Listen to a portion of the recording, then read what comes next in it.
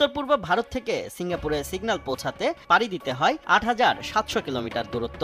এতে সময় লাগে প্রায় ৮৭ মিলি সেকেন্ড। কিন্তু বাংলাদেশের ভেতর দিয়ে ভারত ব্যান্ডউইথ নিতে পারলে সিঙ্গাপুর পর্যন্ত দূরত্ব কমে ৩৭০০ কিলোমিটার। ল্যাটেন্সি বা সময় কমবে প্রায় ৩৭ মিলি সেকেন্ড। এতে ৭ রাজ্যে কম খরচেই উন্নত ইন্টারনেট সেবা দিতে পারবে প্রতিবেশী দেশটি।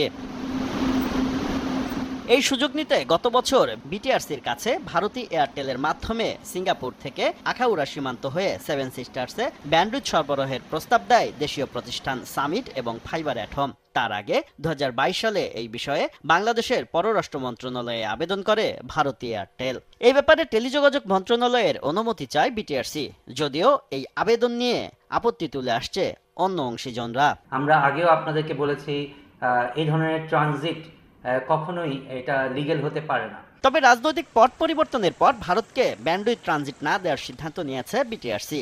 নিয়ন্ত্রক সংস্থা বলছে, ট্রানজিট দিলে বাংলাদেশ সাবমেরিন কেবলের অব্যবহৃত প্রায় ৪৯০০ জিবিপিএস ব্যান্ডউইথ কাজে লাগানো ঝুঁকিতে পড়বে। বাধাগ্রস্ত হবে বাংলাদেশের মেটা, গুগল, আকামাই এবং অ্যামাজনের মতো প্রতিষ্ঠানের ব্যান্ডউইথ সংযোগ কেন্দ্রে পরিণত হওয়ার সম্ভাবনাও। ওরা একটা আইপি ট্রানজিটের পারমিশন চেয়েছিল, বাট আইপি ট্রানজিট আমাদের ইয়েতে নেই, গাইডলাইনেই নেই। আমরা করতে পারি, রিসেল করতে পারি।